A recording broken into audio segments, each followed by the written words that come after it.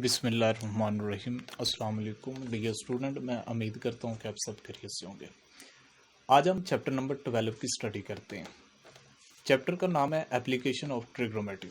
Application of trigonometry में simple आपको थोड़ा सा हाईलाइट कर दूँ कि क्या करते हैं कि हमारे पास इसकी ट्रिग्नोमेट्री की एप्लीकेशन क्या है। जैसे हमको कंस्ट्रक्शन वगैरह करते हैं, कोई ब्रिज वगैरह बनाते हैं, तो वो सारी की सारी एप्लीकेशन ऑफ ट्रिग्नोमेट्री की बेस पे होती है। ठीक है, तो ये कुछ इस तरह के थीम्स वगैरह, हम इस तरह के कॉन्सेप्ट वगैरह को एप्लीकेशन ऑफ ट्रिग्नोमेट्री में इस्तेमाल करते हैं रोज़मर्रा लाइफ पे। चलें बहरहाल, अब हम डिस्कस करते हैं चैप्टर नंबर 12 पे इंपॉर्टेंट पॉइंट्स ओनली ऑब्जेक्टिव के तौर पे। एमसीक्यूज वगैरह आप कैसे आसानी से सॉल्व कर सकते हैं। तो एमसीक्यू शॉर्ट क्वेश्चन कैसे आप फॉर्मूले वगैरह कैसे आप याद कर सकते हैं, फार्मूला याद रखने का तरीकाकार क्या होगा, आज हम वो सीखते हैं। क्योंकि फार्मूले आएंगे तो हमारा चैप्टर नंबर 12 अच्छे तरीके से तैयार होता है, ये प्रिपेयर होता है। चलें स्टार्ट करते हैं स्टूडेंट। सबसे पहले हम एक्सरसाइज 12.1 से लेके 12.3 तक का कंटेंट पहले देखते हैं। सबसे पहले आपने इसमें याद रखना है कि यहां तक आपने सॉल्यूशन करना है, सॉल्यूशन ऑफ राइट ट्रायंगल।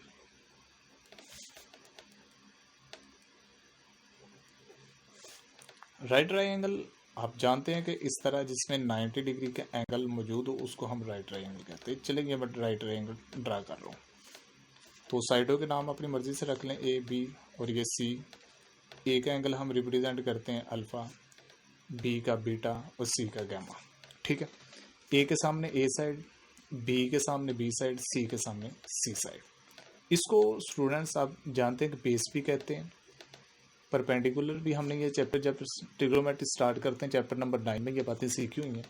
और इसको हम हाइपोटेन्यूज या हाइप भी शॉर्टकट कहते हैं। ठीक है, राइट ट्रायंगल को सॉल्व करने के हम दो केस की स्टडी करते हैं। केस वन में ये बात याद रखनी है कि यहाँ पर भी एक बात सुन लें कि टोटल एक ट्राइंगल के एलिमेंट होते हैं 6।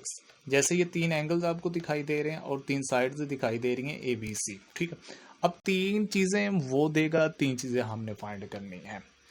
अब देखिएगा, मैं इधर लिखता हूँ, हमें जब वो दे when one side and one angle, ठीक है, वन एंगल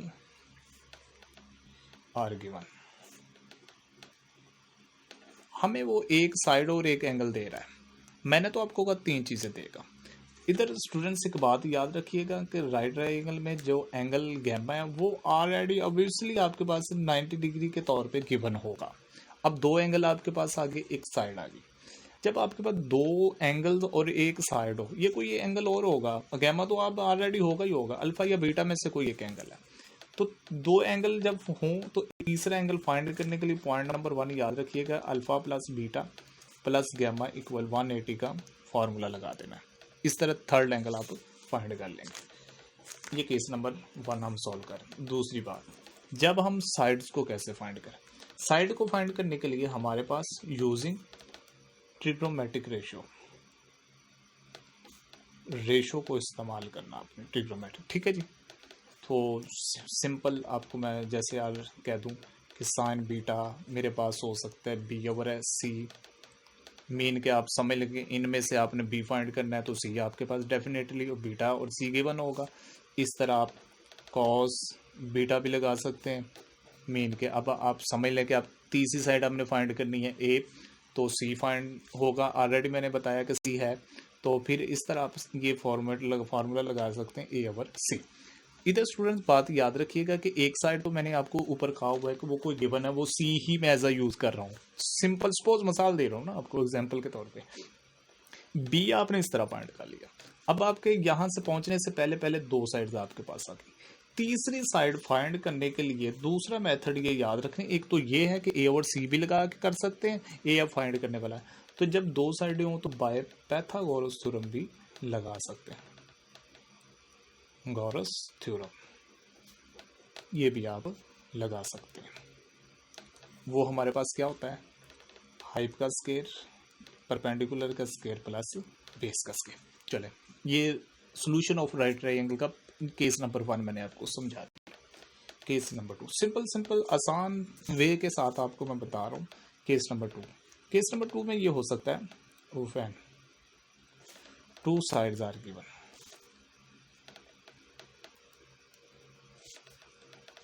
चले एंड इसकी भी बात इधर ही मैं कर देता हूँ, and one angle are given.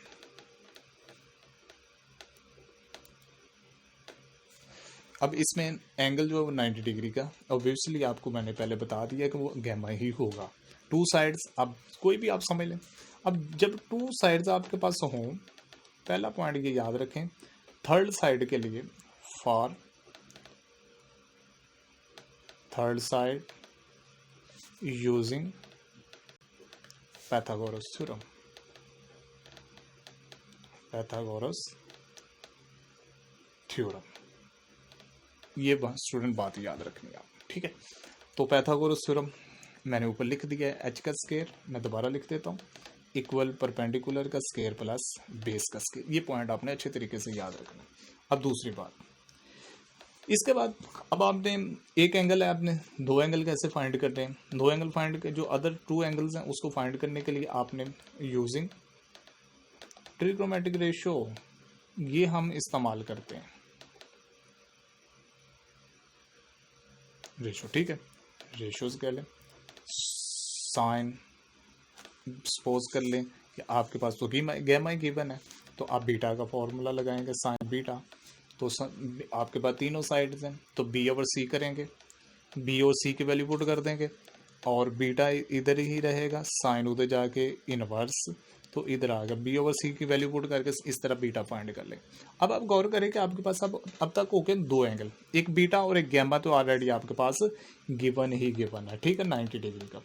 अब आप तीसरा एंगल जो हम ऐसे कह लें कि थर्ड एंगल फाइंड करने के लिए आप alpha plus beta plus gamma ये कॉन्सेप्ट भी यूज़ करके थर्ड एंगल जो अल्फा है वो फाइंड कर सकते हैं, ठीक है। तो ये केस आपके राइट ट्रायंगल को सॉल्व करने के दो सोल्यूशन थे, ठीक है। तो इनको बच्चों याद रखना आपने, ठीक है। इसके बाद दो डेफिनेशन आती हैं, बहुत इंपॉर्टेंट हैं, एंगल ऑफ एलिवेशन और उसके साथ ही एंगल ऑफ डिप्रेशन। तो इन चीज़ों को भी आप ऑलरेडी बुक से स्टडी करें कि एंगल ऑफ एलिवेशन डिप्रेशन क्या होता है। मीन के जब आप ऊपर की तरफ से जब नीचे देखेंगे, डेप्थ की तरफ देखेंगे, तो ये एंगल ऑफ डिप्रेशन है।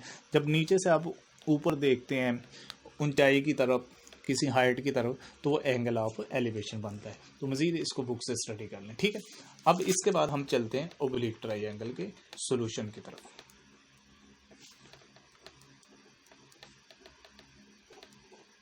ओब्लिक ट्रायंगल, वो ट्रायंगल जिसमें एंगल 90 डिग्री का ना हो, ऐसी ट्रायंगल को हम ओब्लिक ट्रायंगल कहते हैं। जहां ऐसी ट्रायंगल जिसमें आप ऐसे कह लें कि 90 डिग्री का एंगल हो, वो तो हमारे पास राइट ट्रायंगल कहलाएगी। और ऐसी ट्रायंगल जिसमें 90 डिग्री का एंगल ना हो, तो उसको हम क्या कहते हैं, ओब्लिक ट्रायंगल। ये भी आपने डेफिनेशन याद रखनी, ठीक है। अब हम ओब्लिक ट्रायंगल में तीन लॉज की स्टडी करते हैं। एक होगा लॉ ऑफ साइन, दूसरा होगा लॉ ऑफ कोसाइन, तीसरा लॉ जो हमारे पास होगा लॉ ऑफ टेंजेंट।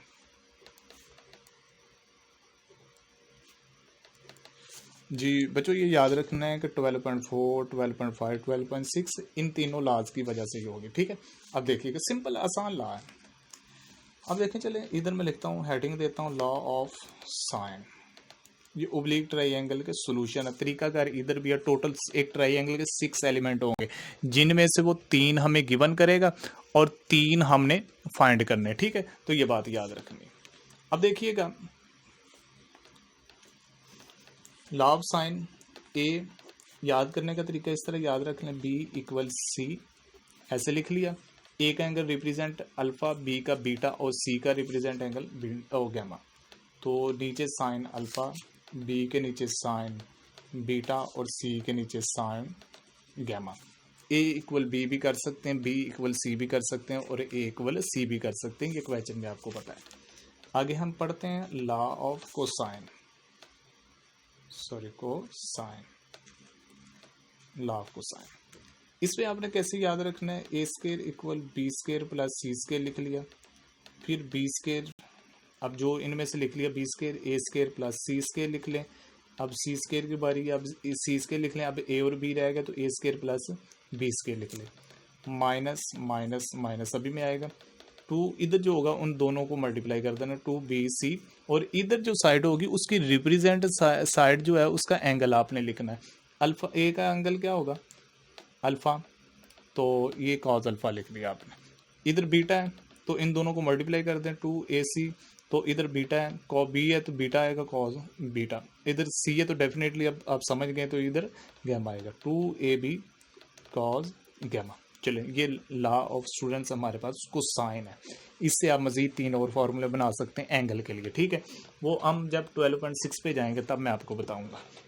अब इसमें एक बात याद रखनी है, अगर मैं आपसे कहूं कि ये फॉर्मूलेट को, ये फार्मूला लॉ ऑफ कोसाइन को रिड्यूस करें पाइथागोरस थ्योरम में, तो फिर आप स्टूडेंट्स क्या करेंगे, फिर आप इसके लिए इफ अल्फा एंगल को 90 डिग्री के कर देंगे, बीटा को भी 90 डिग्री के कर देंगे, और गैमा को भी 90 डिग्री कर देंगे। जब आप लॉ ऑफ कोसाइन में अल्फा बीटा गैमा को 90 डिग्री के एंगल के इक्वल कर देंगे, तो क्योंकि आपको पता है कि काज 90 0 होता है, तो इस रीजन पे जो आपके पास जो रिजल्ट आएगा वो पाइथागोरस थ्योरम ही होगा। ये बात आपने याद रखनी। एक आता मैं तीनों कर देता हूँ, a square equal b square plus c square, इधर मैं एक लिख देता हूँ काज 90 डिग्री इक्वल 0 होता है, तो जब 0 पुट करेंगे सारा 0, ये भी सारा भी 0 हो जाएगी, ये भी कम्प्लीटली 0 हो जाएगा। तो इस तरह ये पाइथागोरस थ्योरम के रिजल्ट आ जाएंगे, ए स्केयर प्लस सी स्केयर, और एक आएगा ये लास्ट पे सी स्केयर इक्वल ए स्केयर प्लस बी स्केयर। क्योंकि स्टूडेंट्स आपको पता है कि जब आप ट्राइंगल बनाते हैं पाइथागोरस थ्योरम के लिए, तो आप ए बी सी जितना मर्जी लिख लें। चलें इधर मैं ए लिख देता हूँ, इधर मैं सी लिखता हूँ, इधर बी लिखता हूँ, ए के सामने ए, बी के सामने बी, सी के सामने सी। इसी तरह आप इधर बी लिख लें तो इसका पाइथागोरस थ्योरम लगाएं, b square equal c square plus a square, वो भी इनमें से कोई होगा। अगर आप इधर बी लिख लें, इधर ए लिख लें, इधर सी लिख लें, फिर उसके डेफिनेट आप पाइथागोरस थ्योरम बना सकते हैं, इनमें से कोई होगा, ठीक है। तो ये बात आपने याद रखनी। तो ये कंटेंट स्टूडेंट हमारे पास यूज होगा 12.4 पे, ठीक है, ये दोनों फार्मूले।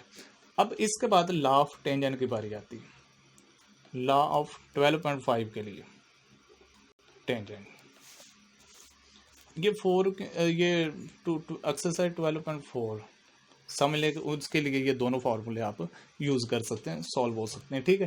कि 12.4 में होता क्या है कि दो एंगल देता है, एक साइड देता है, तो जब दो एंगल दे और एक साइड दे, इधर देखें, when two angles and one side,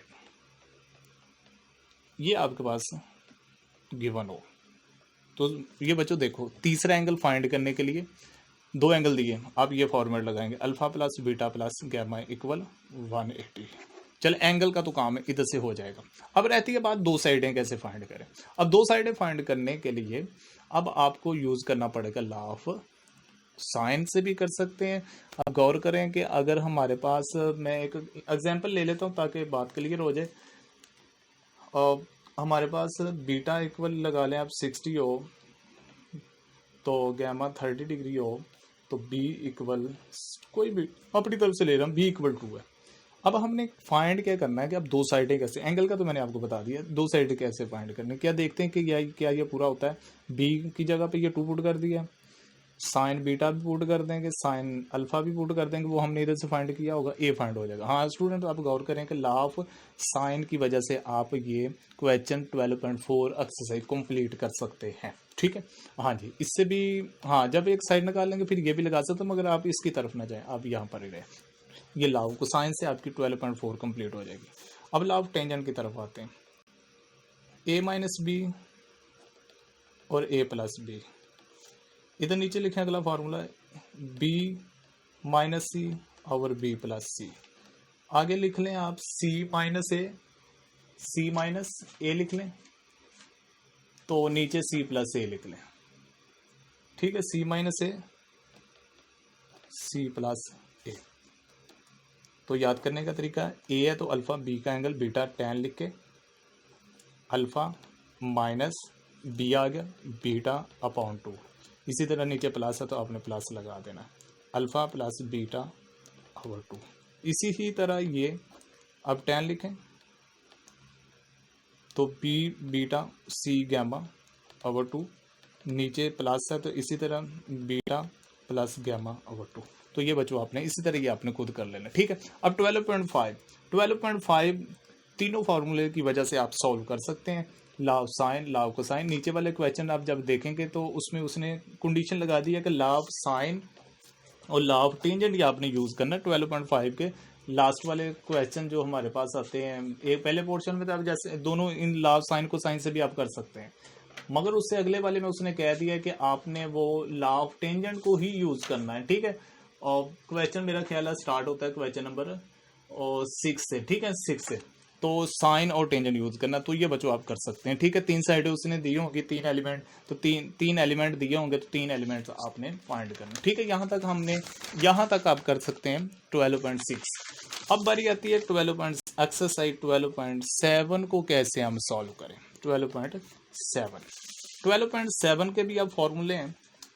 अब फॉर्मूले किस तरह के हैं वो अब देखें, आप बुक से पढ़ें। स्टेटमेंट में क्या कहता है, उसमें भी सॉल्व द फॉलोइंग ट्राइंगल को सॉल्व करें। उसमें 3 साइड्स आप दी हुई हैं। अब देखें, व्हेन 3 साइड्स आर गिवन, जब 3 साइड्स आपको दी, तीनों की तीनों साइड्स दी हैं। अब इसका मतलब आपने 3 एंगल फाइंड करने हैं। तो इसको फाइंड करने के लिए आपके पास यही वे है कि जो मैंने आपको ये लाव को साइन आपने लिखा है, इससे भी बेटा आप कर सकते हैं कि इसको इधर ले आए और ए स्केयर इधर पॉजिटिव इधर आके नेगेटिव।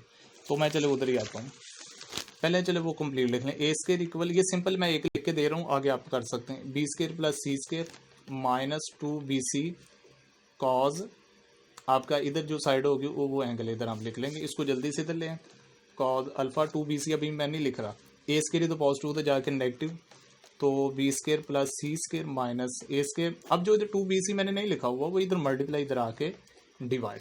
अब आपके पास तीनों साइड है, ए पुट करो, सी पुट करो, बी पुट करो, नीचे भी इस तरह bc पुट करके आप इसको सॉल्व कर ले। काज इधर आके स्टूडेंट्स क्या हो जाएगा, इनवर्स का अल्फा फाइंड हो जाएगा। इसी तरह बीटा, इसी तरह आप पीछे से देख के गैमा का फार्मूला लिख सकते हैं। तो इस तरह हमारे पास एक्सरसाइज 12.7 जो है इस फार्मूले से कंप्लीट हो जाएगी, ठीक है। और सॉरी एक्सरसाइज 12.6 मैंने पहले भी कहा था 6, ठीक है। तो अब 7 की तरफ हमने अब चलना है, ठीक है। अब 12.7 की तरफ, 12.7 बहुत इंपॉर्टेंट है। इसमें आपने एरिया फाइंड करना है। एरिया ऑफ ट्राइंगल कैसे फाइंड करेंगे, अब ये देखिएगा। अब जैसे क्वेश्चन की एलिमेंट्स हमें दिए होंगे ना, उसी तरह का हमने फॉर्मूला लगाना है। सपोज है कि अब आपका शुरू ही करते हैं कि 2 एंगल्स और 2 साइड्स करें पहले, 2 sides and 1 angle are given.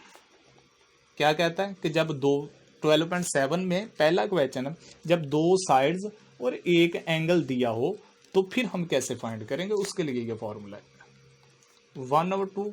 अब मैं कहता हूं कि ए बी आपके पास साइड है, साइन एंगल याद करने का तरीका। अब इन तीनों में से साइड कौन सी हमने नहीं लिखी, ऐसे समझ ले गायब है, सी नहीं लिखा मैंने, तो सी का रिप्रेजेंट एंगल गैमा आ जाएगा। फॉर्मूला को याद करने का तरीका, अगर आपके पास 1/2, अब इधर चेंज कर लें, तो थोड़ा सा शफल करें इसको, ए सी लिख लें।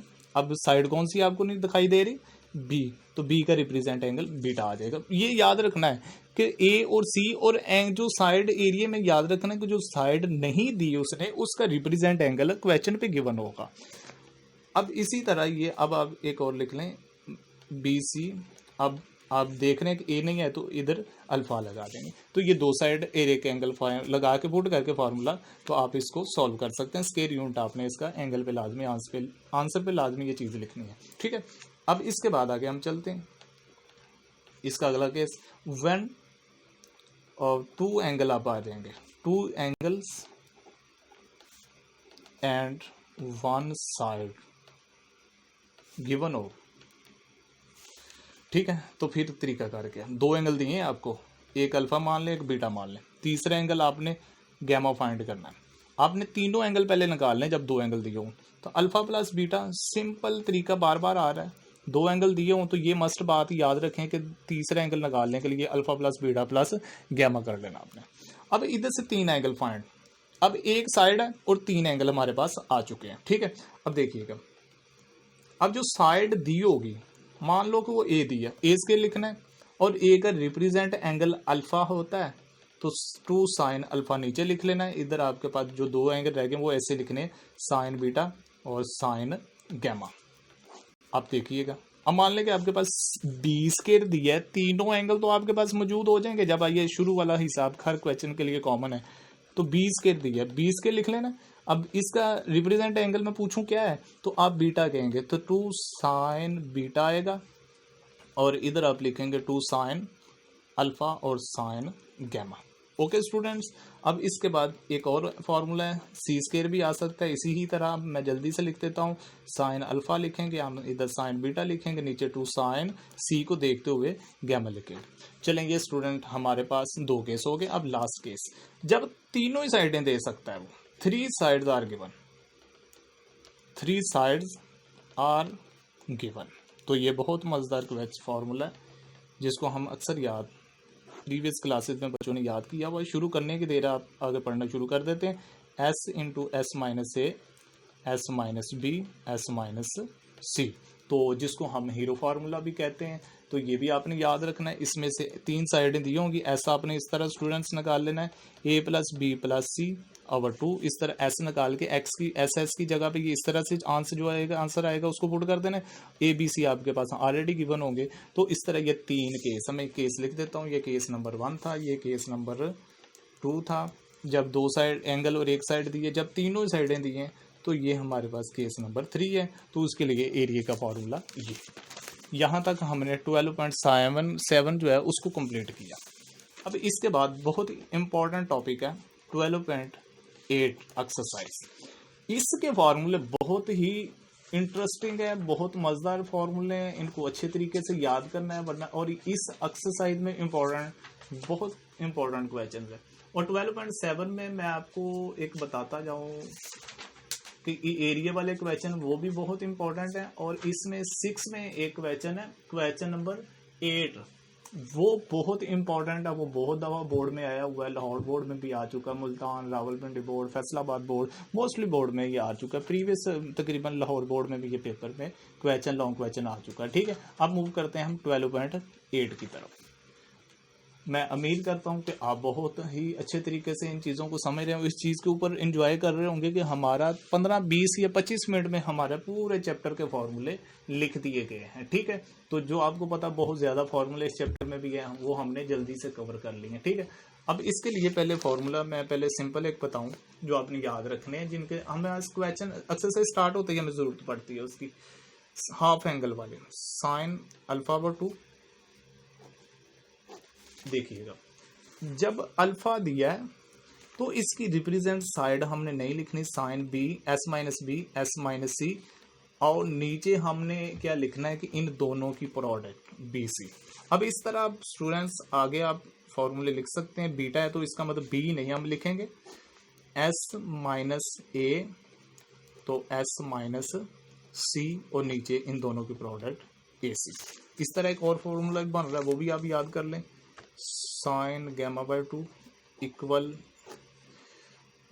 एस माइनस, अब गैमा है तो सी नहीं लिखना, एस माइनस ए, एस माइनस सी, और सॉरी सी नहीं लिखना, बी आएगा, और नीचे इन दोनों की प्रोडक्ट ए बी।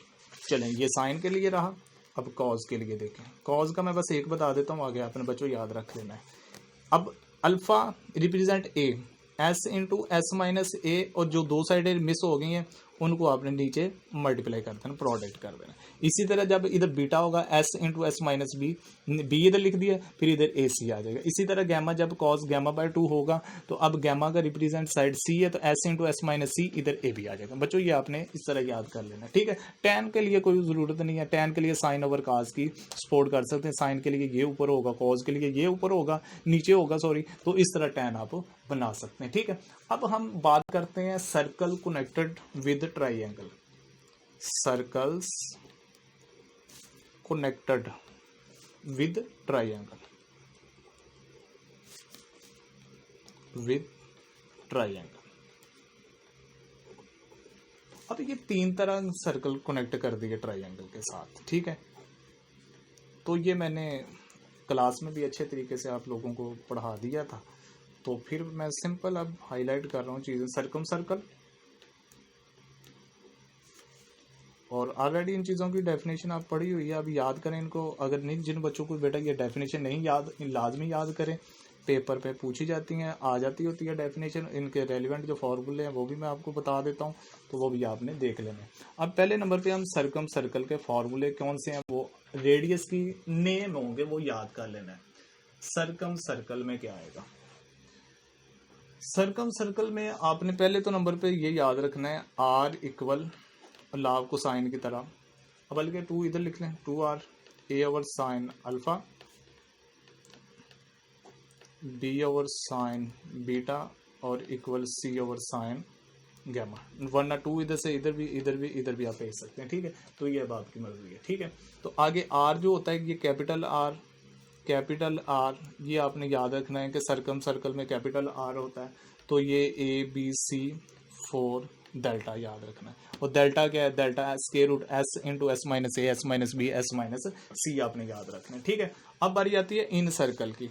अब इन सर्कल में बच्चों कौन से फॉर्मूले अपना याद रखना है? R equal delta over S, ये याद रखना है, ठीक है। अब बारी आएगी, ये मतलब इसमें अब रेडियस आपके पास R1 R2, इसके राइट सर्कल S सर्कल मुख्तलिफ इसके नाम है, इसमें आएगा R1 चले मैं लिखता हूँ, R2 फाइंड करना आपने क्या होता है, R3, ये नेम ऑफ रेडियस है, ठीक है। तो ये देखिएगा, R1 आपने याद रखना है डेल्टा ओवर जो इसके राइट सर्कल में आप प्रूफ करते हैं S minus A, R2 delta over S minus B, R3 equal delta over S minus C। तो ये बच्चों आपने याद रखना है, ठीक है। तो ये बेटा अब मैंने आपको पूरे चैप्टर नंबर 12 के फार्मूले लिख दिए हैं। मैं फिर बेटा कह रहा हूँ कि अच्छे तरीके से करें। जब ये चीज़ें आपको आ जाएंगी तो फिर बच्चों आपके लिए कोई प्रॉब्लम नहीं होगी, तो इसलिए इनको अच्छे तरीके से करें। डेल्टा जो मैं इधर फिर एक दफ़ा लिख देता हूँ, बार बार आ रहा है, S into S minus A, S minus B और S माइनस C होता है, ठीक है। तो इनको स्टूडेंट याद कर लें, तो ये बहुत इंपॉर्टेंट है बेटा। अब ये आपने याद कर लेने। अब इसके साथ ही मैं आपको लाजमी MCQs बताऊंगा, MCQs कैसे सॉल्व करने हैं उनकी रीज़न भी बताऊंगा। तो उससे पहले आपने ये फॉर्मूले सारा 20-25 मिनट का जो लेक्चर है इसको अच्छे तरीके से तैयार कर लेना है। और 12.8 जो बेटा एक्सरसाइज है, ये सारा पेज जो आपको दिखाई दे रहा है, ये 12.8 के लिए इंपॉर्टेंट एक्सरसाइज अच्छे तरीके से याद करें। ओके बेटा, अल्लाह हाफिज़।